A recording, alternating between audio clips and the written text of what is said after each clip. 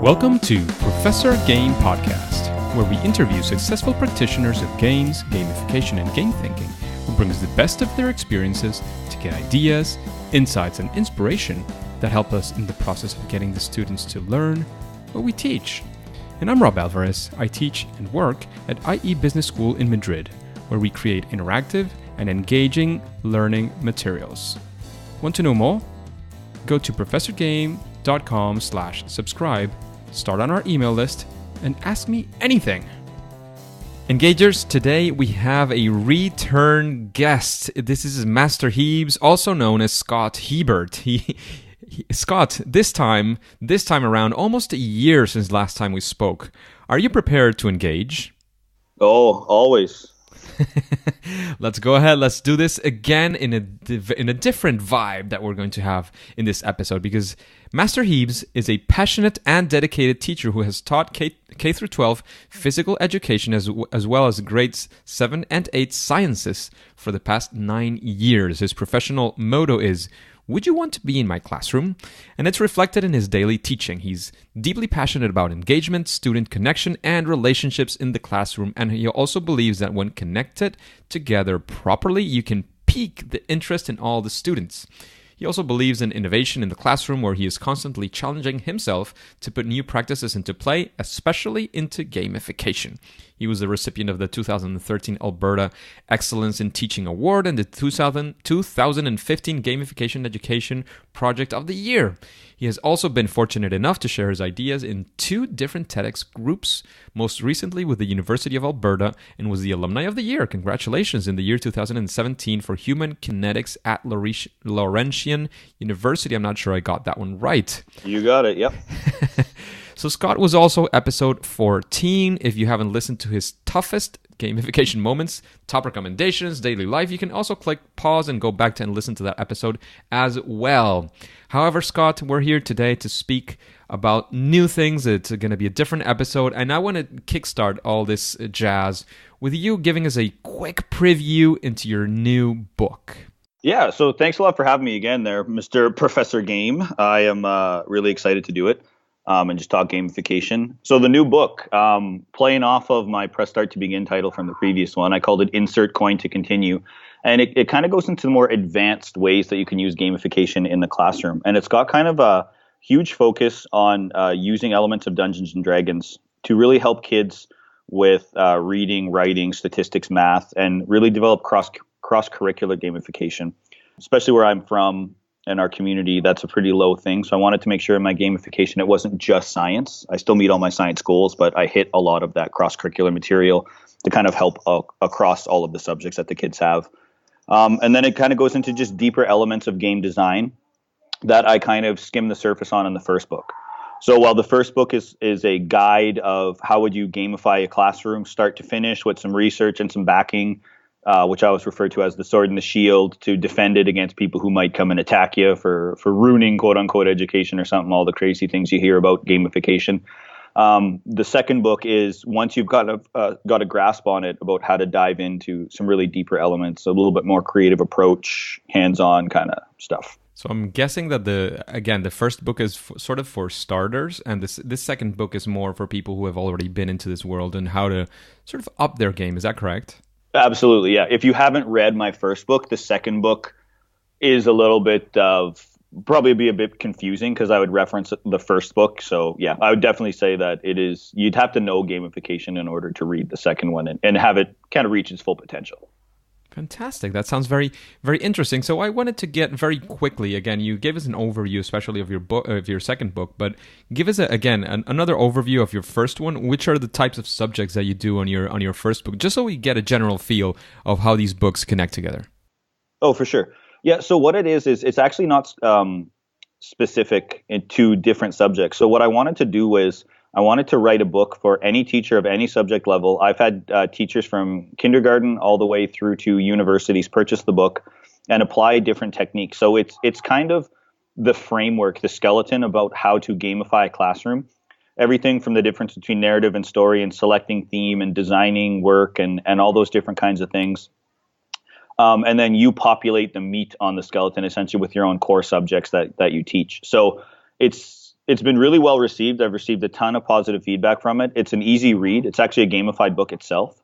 So it follows the story of a teacher trying to motivate their kids who uncovers a secret letter. They meet Master Hebert in the forest, and he walks them through the trials of gamification. And it's kind of fun to read. There's some choose your own adventure elements to it. And I mean, I'm not an avid reader, so I wanted to write a book for somebody that would be an easy flowing kind of read. There are some spelling mistakes and grammar in it. I'm not perfect, but the cool part is a lot of teachers who have read it have said that it makes it authentic. It makes it kind of real. And so I put it through the editing ring as many times as I could, but I'm going to kind of keep it as is because I think it just shows that we don't have to be perfect as teachers too, to still get our messages across. So yeah, I guess in summation, it is a walk through step by step about how to gamify your class, and it gives you again some of that sword and shield about how to defend it against people who might have questions about its authenticity or all kinds of the things that you see because education is so stagnant that when you try to change it, you get a lot of critics that pop up that worry about everything imaginable, it would seem, when in reality, everything is just fine. It's sometimes it feels like it's a lot simpler than some people are painting it for us. It's like, oh yeah, this is so complicated, so complex, so difficult, etc. And I'm not saying it's easy. I'm not. Of course, the easy thing would always be to just do the regular and have people sit down and listen to your massive knowledge, and that for the professor for the teacher is always going to be a lot easier in the sense of preparation and how much work you put into it, but the rewards, again, intrinsic and extrinsic, that you get from that are not even going to be, in my opinion, comparable to what you get from something like gamifying your classroom in a very, very nice way.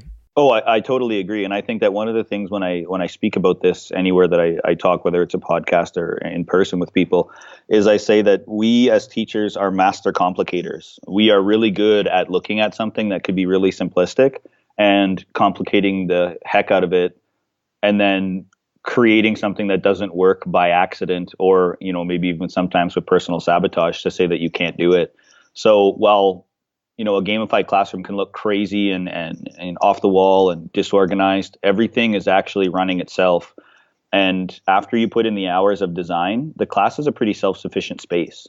So I think that, yeah, the motivation you get, the enthusiasm, the collaboration. Actually, ironically enough, I just filming a video for a new game using Connect 4 shots to do a rapid fire trivia game. You should have seen the engagement. Kids running around cheering, and they're remembering this knowledge. And I'm going to, they have their boss battle tomorrow. So yeah, my advice is always don't overly complicate things and don't shoot it down before you've actually taken the time. And again, that's feedback I've heard from both my books is, I didn't think it was this simple to do. I just had to sit down and lay out kind of just this basic plan and then talk to my kids and go from there.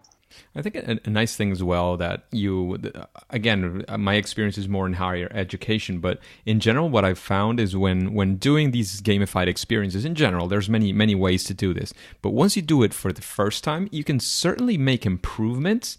But making improvements is a completely different game than creating it from scratch. So if you see it from sort of an ROI perspective, return on investment perspective, of course you have to put like a front loading a lot of effort initially, a lot more effort. But after that, you can just almost rinse and repeat, of course, with improvements, with many things that you can change. But it just gets a lot easier after you've done it for the first few times. What would be your feel around this as well, Scott? Well, 100%. So the first year I did it was chaos. It was such a learning curve for me.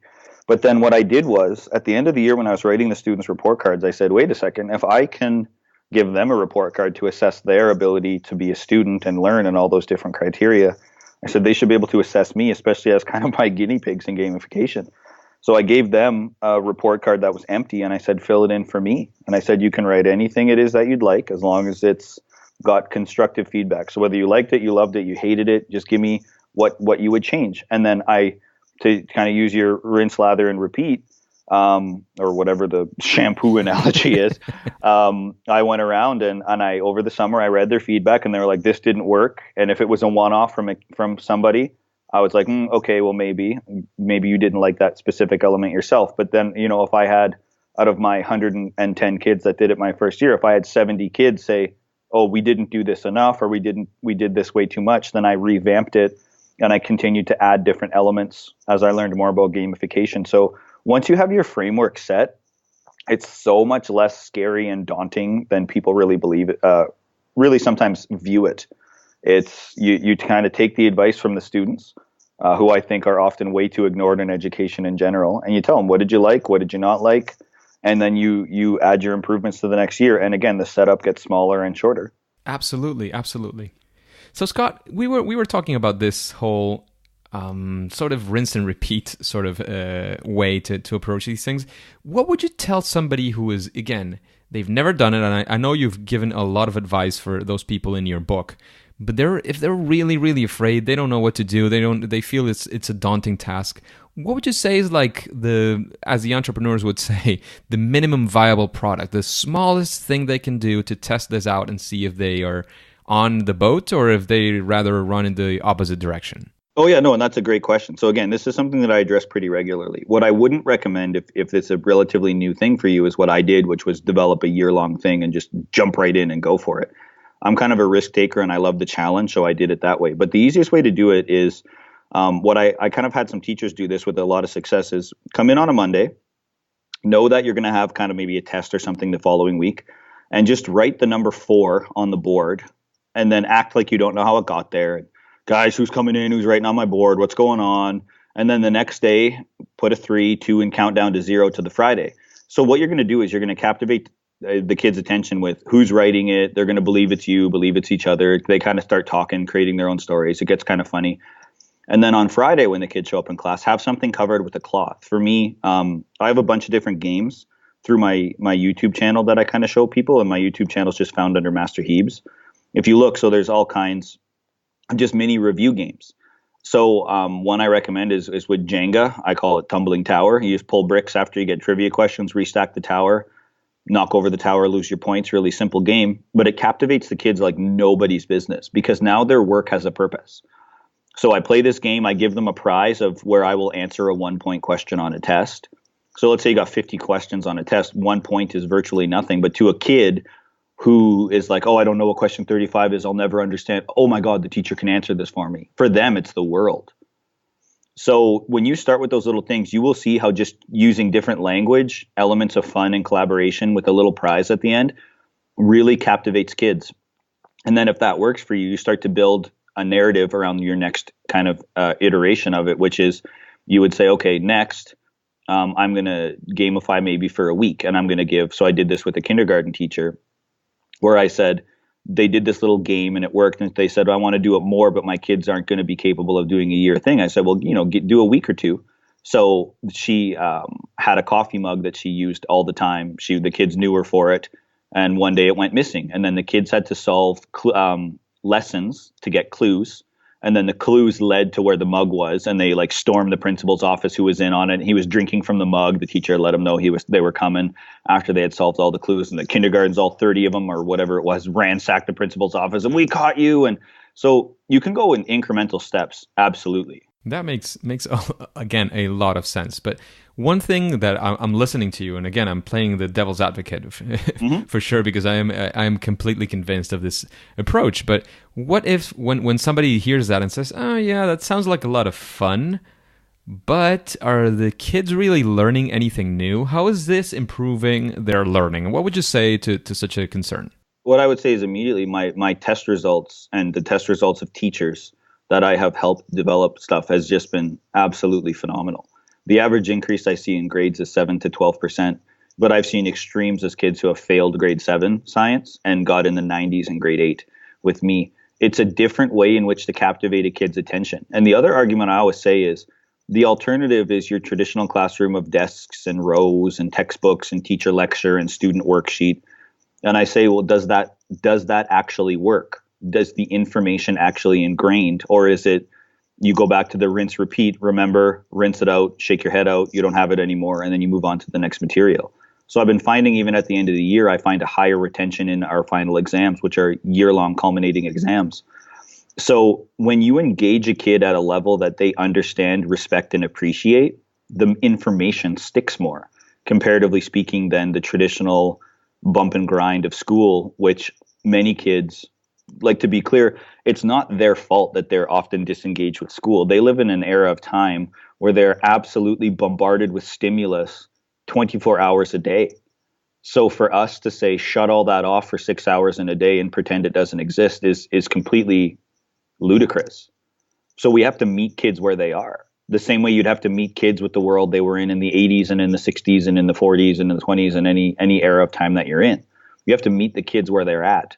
And this constant bombardment of stimulus and interactivity and connection with social media and phones and video games and all that kind of stuff, that's where the whole rationale of gamification really comes into play for me in education. Is I'm meeting them where they're at and I'm connecting with them on levels they understand more. And in turn, I'm getting better quality work, better engagement, and better retention.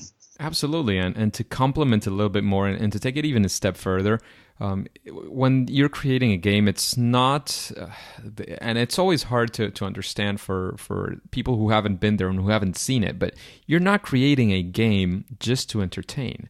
You're putting the context to the game. You're putting challenges in the game. You're putting many things into your game, into your gamification design, which are for people to actually see the content that you're trying to get through.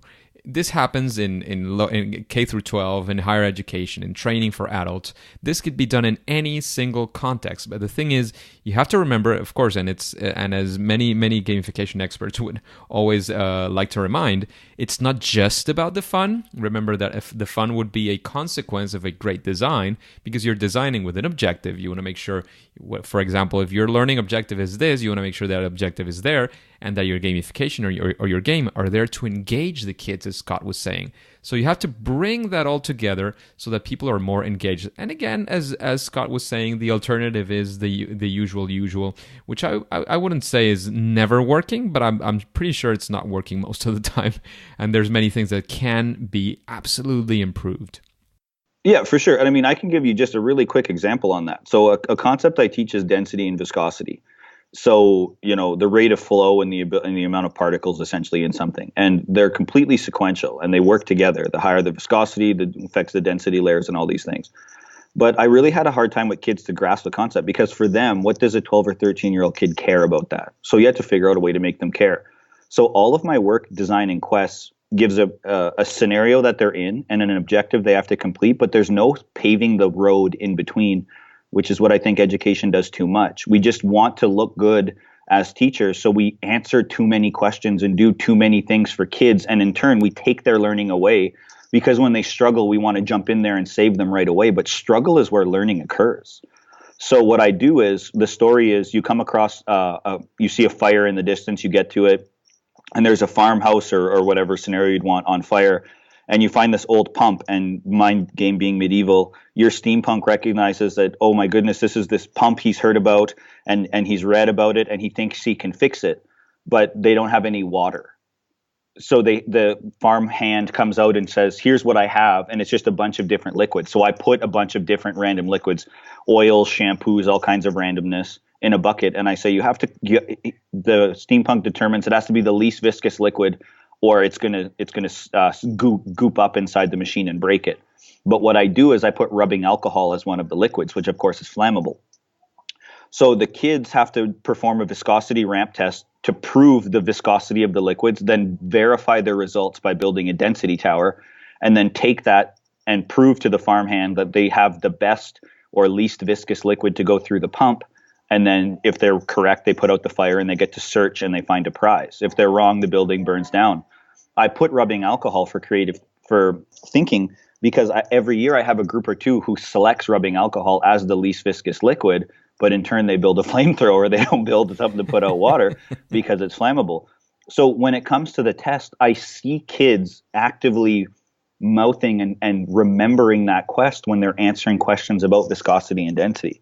So a lot of people, like you mentioned, when they hear gamification, like, oh, you just play games and you want to pander to kids and you don't want them to really learn. But in all actuality, I am pushing them more than I've ever pushed them by creating these scenarios that give the work purpose. And that's one of the things that kids want is, why do I have to do this? Well, here's a scenario that hypothetically could exist. That's absolutely fantastic, Scott.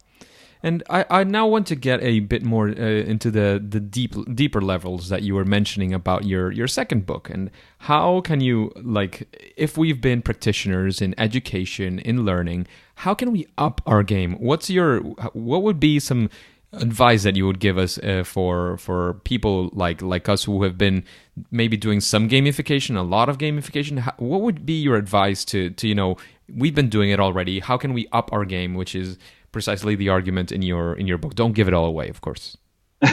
Well, one thing, I guess, kind of like my stamp on gamification I'm trying to do is use tabletop. So I've created this thing called a battle board, which runs off of a modified version of Dungeons and Dragons. So I want to be really clear. I've never actually played Dungeons and Dragons, but I've watched videos and I've spoke to people who played. And essentially the premise is your characters come to this scenario and they can search, and you have a dungeon master who answers all their questions and gives them scenarios that they have to make decisions on. So I have where kids can earn roles on this custom-made tabletop that I've created, and I act as kind of a modified dungeon master where they move through their character throughout this board, earning the roles, as I mentioned, and they come into scenarios where they have to either battle monsters or save people or help people, similar to the questing work that they do. But it forces them to make group decisions, and then it forces them, because I use kind of higher language, it forces LA or language arts and comprehension and math and statistics. So you fight monsters and all kinds of different things. And if you come up to one and they have better weaponry or armor than you have to look at the weapons and the armor that you have, and then those are all tied to rolls of dice. So it teaches them odds and statistics and calculated risk taking. And it's easily become the most popular element of my classroom because it gives a lot of what they do purpose and significance. Because now it's, okay, you just go back to that example. You've helped the person, you find this thing, you get extra rolls, you move, and then you come across somebody who gives you a vial of sand. And they say, if you can tell me what this sand does, then I'll give you a prize because I can't figure it out. And what I give to them is a beaker of hydrophobic sand. And they have to figure out what it is with no explanation or no anything. So as they go through all of these steps, I found that that's just been incredibly captivating to kids, this whole element of a battle board. And what I've started to do this year is change the battle board to match the seasons or the units that we're in.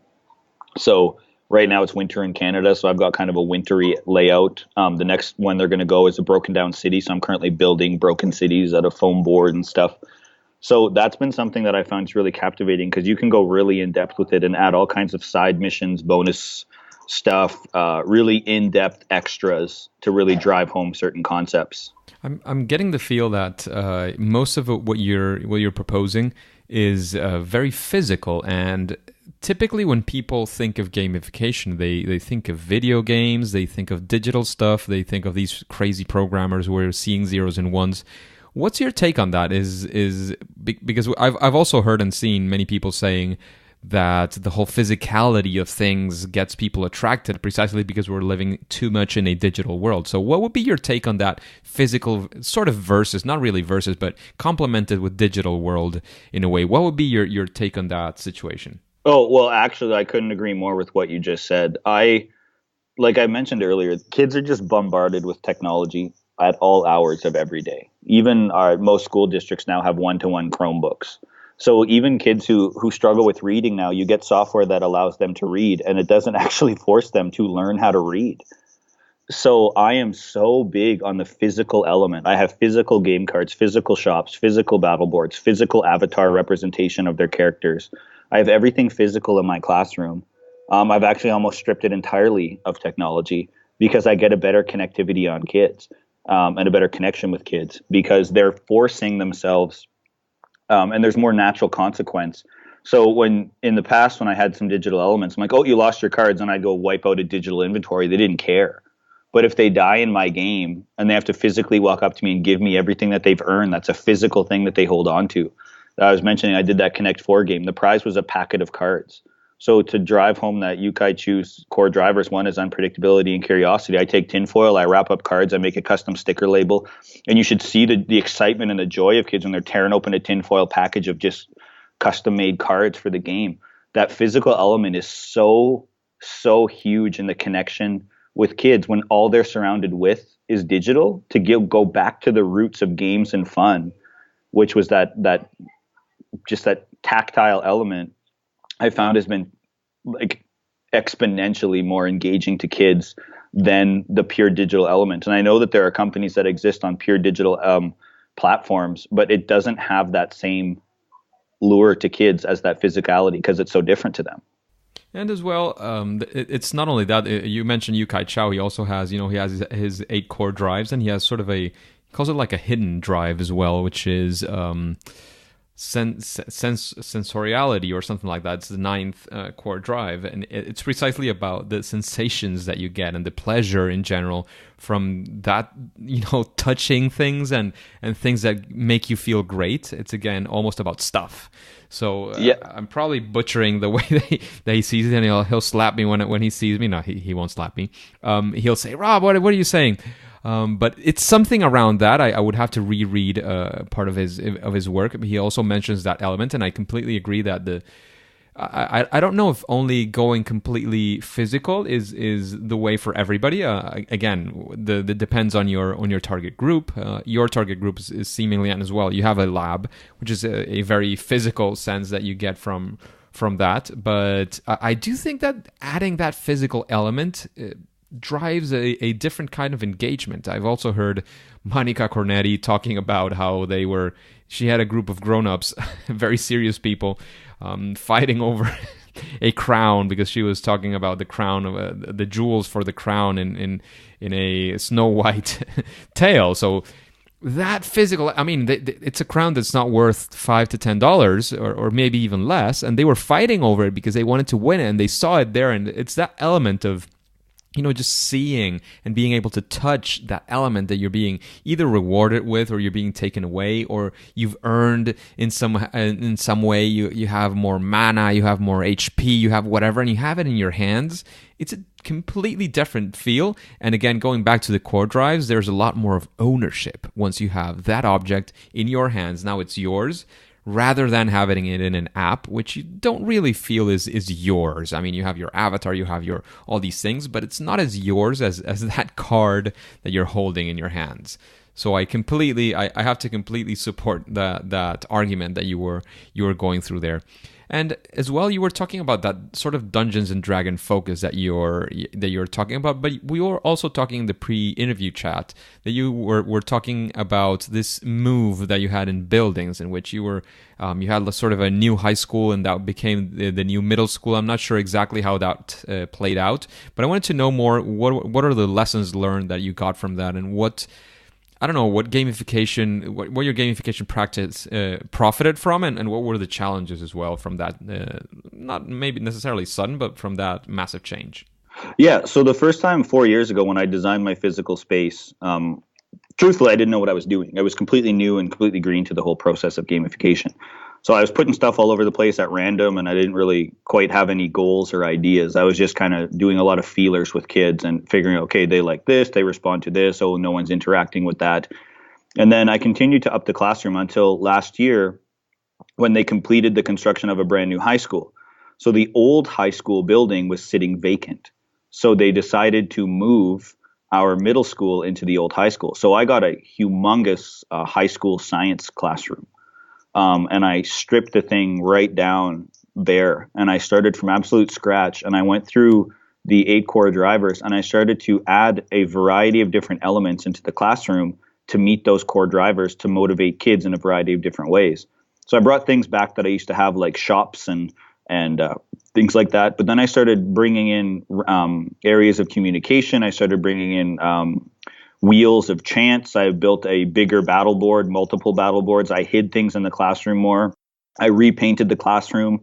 I actually used an Amazon Echo, and I have voice automation in the classroom so kids can actually work in a storm. Fog machines will go off, all kinds of stuff to create a real feel and element. So I designed a space that fits something completely in the medieval element that I was hoping for, so I can bring a variety of the scenarios I say in the quest that I described earlier actually physically to life.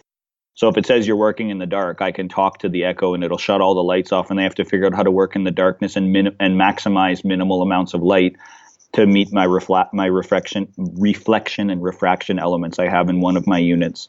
And we have staircases in the school now, which we didn't have in my previous. So when they climb a lighthouse to fix something, I actually make them run up and down the stairs get tired, spin around, get dizzy. Then I give them the work to meet again, that real life scenario that they would encounter. So the new physical space has just been incredible in terms of my ability to really push the gamification platform by hitting so many of the things that I now understand better as opposed to my understanding of it 4 years ago. So basically, you almost hit the reset button in a way and started this over. Yeah, in terms of the design of the space, absolutely. I took feedback of 4 years, and then I looked at those core drivers and said, I really don't meet enough of this core driver or that core driver. So I started to really implement them. And again, I have a video on my YouTube channel that walks through the way I designed with core drivers. Actually, I released it last week. Scott, listening to you, I can just almost imagine being inside that exciting science classroom, which I had a lot of excitement in science, but definitely not even near to that level of excitement. However, my big question there is, do you also have a video on how could you afford all the things? Because again, people, sometimes when you're talking about gamification, people think high tech, super complex, World of Warcraft, and those very complicated things. And it's always nice to be able to tone it down and say, look, this does not need to be that complicated. There's a lot of even free tools that you can use. And again, I reached that level again, and people mostly would tone it down into physical elements, and it usually is a lot more affordable especially for professors and teachers like you who might be not necessarily an entrepreneur or somebody who has a lot of money. So how do you manage to put all these things together? Because it sounds like you're making a massive investment. And that's kind of the cool part and the illusion of gamification in education is that it sounds like a huge investment, but it's really not. So I'm fortunate my school will give us a $200 budget for classroom setup. So I've used that for the course of 5 years to buy some of the things like an Amazon Echo, and things like that I've wanted to use. But I would probably say, I have to say that when I was in Chicago, I did buy an Amazon Echo for $20. So it's pretty affordable. And that's the thing, right? You can get these things, especially because you don't need a fancy one to do what I do. So you get an older generation and it does exactly the same thing as the new model and it's a fraction of the price. But I would say, honestly, 90% of my stuff is donated. I really have no shame, and I will ask anybody for everything. So I will just explain. I have a message that I kind of send to people, and I explain what I do and how I do it, and I link to my resources, and I say, hey, I'm just wondering if you're willing to donate this or donate that. So I've gone to a local hardware store, and they've donated foam core board and paints and stuff so that I can build physical elements for my battle board in my classroom and paint it. I've gone to buy and sell groups using Facebook for the gaming community. And I've explained the story and I said, does anyone have any extra minis for this battle board I want to do? Or, and I've emailed the families of parents at the beginning of the year for all of my students. I explained the gamified program because I obviously get a lot of questions from parents in the first couple of days. And I explain the program and then I say, hey, if you have any of the following items, collecting dust, is it okay if I have them? And you would be surprised when you are a teacher trying to do better for kids, the amount of stuff that people will give you and be so supportive of. So it looks expensive, it seems crazy, but it is actually so much of it is just me reusing and recycling materials or just taking the time and effort to create it myself at very minimal to low cost. That's fantastic. I was kind of expecting that, but I wanted to make sure it was actually something possible and viable for everybody else out there.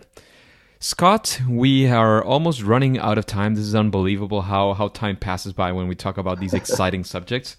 But I didn't want to leave this episode because I believe in our first episode, we didn't do this sort of gamified question where you get a question from the audience, which is asking something we don't really know of, and you get a quick stab at it and see how it goes. We didn't get that one in the first interview, right? I don't think so. So, this is the question. This person is a librarian, no names named. So, how can I continue my expertise as a librarian teaching information literacy or anyone else who has subject expertise and develop the expertise I need to create games that will effectively engage my students in a short one-class period? So, things like time management issues and expertise issues. What I'm guessing here is that this person is going more for something that, again, your classroom is super immersive. It's a year-long game or gamified ambient. However, this person seems to be going for maybe quicker things that a typical library is experiencing when dealing with students. Do you have recommendations for this librarian that is coming to us for some advice? Oh yeah, for sure. What I I refer to these as guild battles. So it's like that Connect 4 game that I just used. You want to use an immersive play-based element in short periods of time, because let's say the librarian was teaching a specific sort of literary skill, like, metaphor, simile, something like that. You can take any sort of household game. I've used everything from Jenga to Sorry to Connect 4, Hungry Hippos, Pie Face, any kind of these over the counter kind of typical board games, and you can rehash the rules to follow through with trivia, whether it's individual trivia or team based, class versus you kind of thing. And what you do is you create kind of these elements. So for this Connect 4 one that I just did, in order to emphasize that they understood cell structures and characteristics of living things, I just took that game and I gave them a packet of trivia questions, and they could answer one at a time. They had to run up a runner with the answer. If they were right, they got to bounce the ball into the Connect 4 little holder, and their goal was to try to connect 4 of the colored balls together to get points. And every time they bounced the ball in, they got points. And then it created this ability where kids were super immersed, because when they got questions wrong, you would hear them go back and discuss why was it wrong? What did we miss? Oh, this is it. They'd come sprinting back up. And that hyper engagement is just something that's so easy to add to a one-off kind of lesson, or kind of culminate a few lessons of traditional maybe teaching that you would go under any kind of circumstance. Because something like a library, you're not going to be able to potentially do what I do entirely, like in terms of class setup. So you focus on the one-off kind of play-based, content-driven, curricular-driven games, where the only way they can actually play and participate in the game is to prove their knowledge of the curriculum or the material that you're trying to teach. That makes a massive amount of sense. Thank you for those recommendations. And before we leave, I think we got something special for the engagers. You were mentioning about your new book. It's also, for those of you who are not in North America, it's also going to be available digitally so that we can all have access to that. Because, of course, sending it to South America, Asia, even Europe is sometimes a massive hassle or even a lot of cost. So there are a couple of things that you wanted to mention. Master Hebes, what would that be? Yeah, so first I want to give away, because again, I'm not profiting. I didn't write any of these resources and stuff to be a millionaire or be famous. I just want to improve education, and I use any little bit of money to just help kind of grow my program. So I want to give back to the teaching community of any sort by giving the opportunity to win a digital copy of both my books and all the things that come with them. Wow. As well as if you don't win, but you still want to buy, I'll give 10% off to anyone who listens to this podcast and goes on to buy the digital versions of the books, which are found on my website. And I'll get a code set up with you for the little coupon code for the checkout on the website. So take 10% off. So you'll get 2 digital copies of the books, either that one winner for free or a books that I sold for $175 as a set in print. You'll get them for $70 digitally. Wow, that's a massive difference. And again, we will set up a page for this. It's today that we're recording. It's not set up, but it will be set up by the time this episode goes live. It will be in professorgame.com/masterhebes, all one word, Master Hebes, Heebs. Is that correct? You got it. There you go. So engagers, take a look at this new giveaway that we're doing after the massive success, I have to say, that it was for the anniversary episode. Now Scott got very excited about that and said, you know what, I also want to give back to the engagers community, and he is giving us the opportunity to have both of his books in a digital version, or we can also have access, well, if we don't win, basically, we can also have access to a 10% discount for his digital pack, which is actually not really 10%, it's a lot more from what he was mentioning. So it can be a very, very exciting opportunity. You can find it at professorgame.com/masterhebes. Scott, thank you very much again for coming back to Professor Game. You're one of the few exclusive comeback guests. This was a lot of fun for this episode for sure. I usually make mostly the regular questions. This was a completely different free flow kind of episode. However, we're running out of time, and now it's time to say it's game over. Engagers, it's fantastic to have you here. I hope you enjoyed this interview with Scott Hebert, Master Hebes. And are you using Instagram? I'm finally posting regularly and would love to connect with you there. Just like on Twitter, my username is RobAlvarezB. And before you go on to your next mission, would you like to know more about Game Ties and its founder, Keith Unn? Then subscribe using your favorite podcast app and listen to the next episode of Professor Game. See you there!